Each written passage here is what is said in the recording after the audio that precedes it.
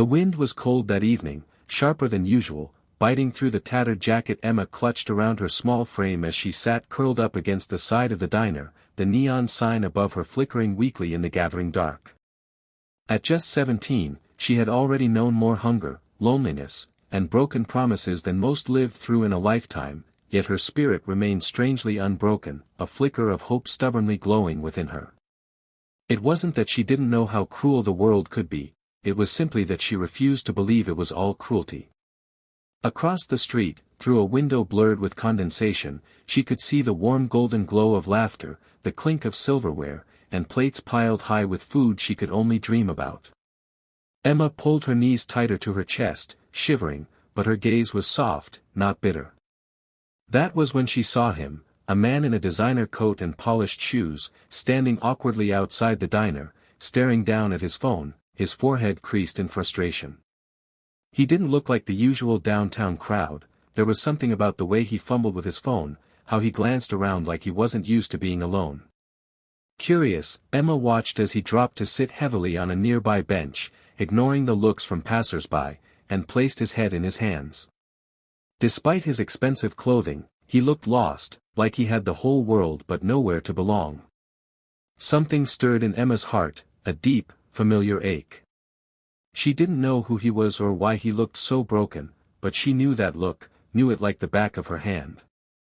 Without hesitating, she rose to her feet, brushing the dirt from her jeans, and crossed the street, her steps light but purposeful. "Are you okay, sir?" she asked gently, her voice cutting through the evening chill like a soft thread of warmth.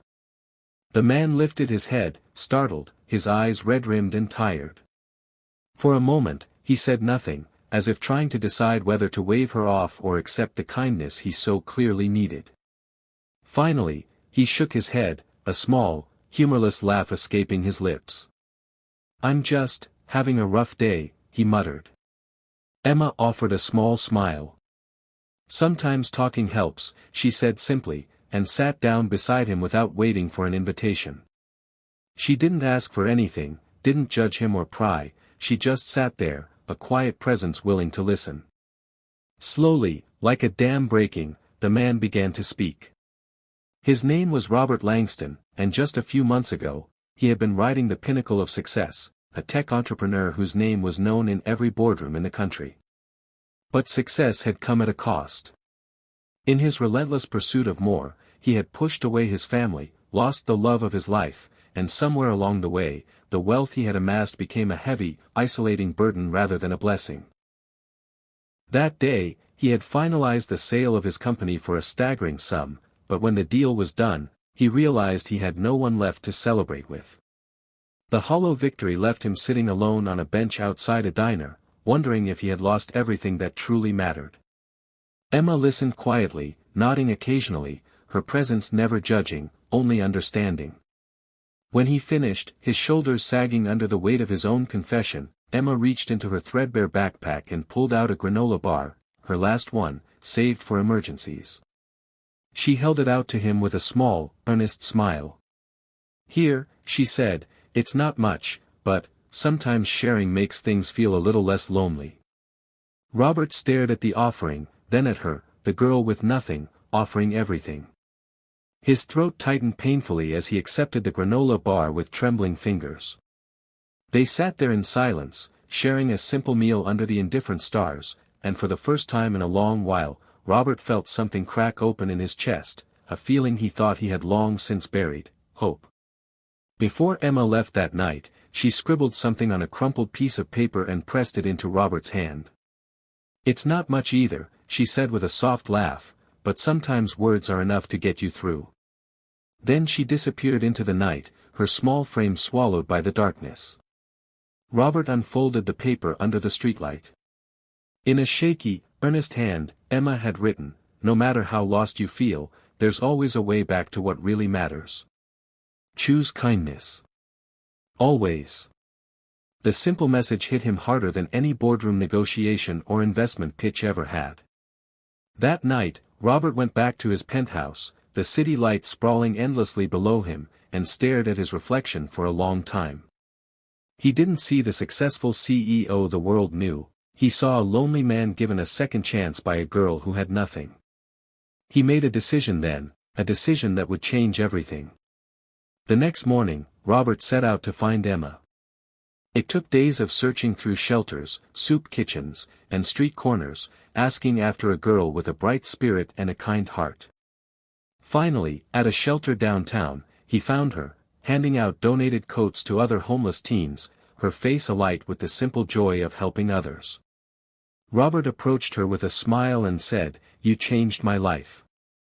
Emma blinked up at him, confused, but when he pressed an envelope into her hand and told her to open it, her mouth fell open in shock. Inside was a scholarship offer, full tuition to any college of her choice, and enough money to cover living expenses until she could stand on her own 2 feet. Emma's hands shook as she read, tears filling her eyes. "Why?" she whispered. Robert knelt so they were eye to eye. "Because you reminded me of what really matters," he said. "Because you chose kindness when the world hadn't been kind to you. And because the world needs more people like you." Emma went on to accept the scholarship, choosing to study social work so she could help others who had walked the same difficult road she had. She never forgot where she came from, never forgot the cold nights or the aching hunger, and she used every experience to pour compassion into the lives of others. Meanwhile, Robert sold his penthouse and moved into a modest home, using the bulk of his fortune to start a foundation dedicated to helping homeless youth find education, housing, and hope. He named it Emma's Light, in honor of the girl who had taught him that sometimes the smallest act of kindness could spark a revolution of change. Years later, at the opening of a new shelter funded by the foundation, Robert stood beside Emma, now a confident young woman with a degree, a mission, and a heart full of fire, and watched as the first group of teens walked through the doors to a new life. Tears filled his eyes as he realized that the girl who had once given him her last granola bar had given him far more. She had given him back his soul. And as the crowd cheered, the sun breaking through the clouds above them, Robert knew without a doubt that the richest man was not the one with the most money, but the one with the fullest heart.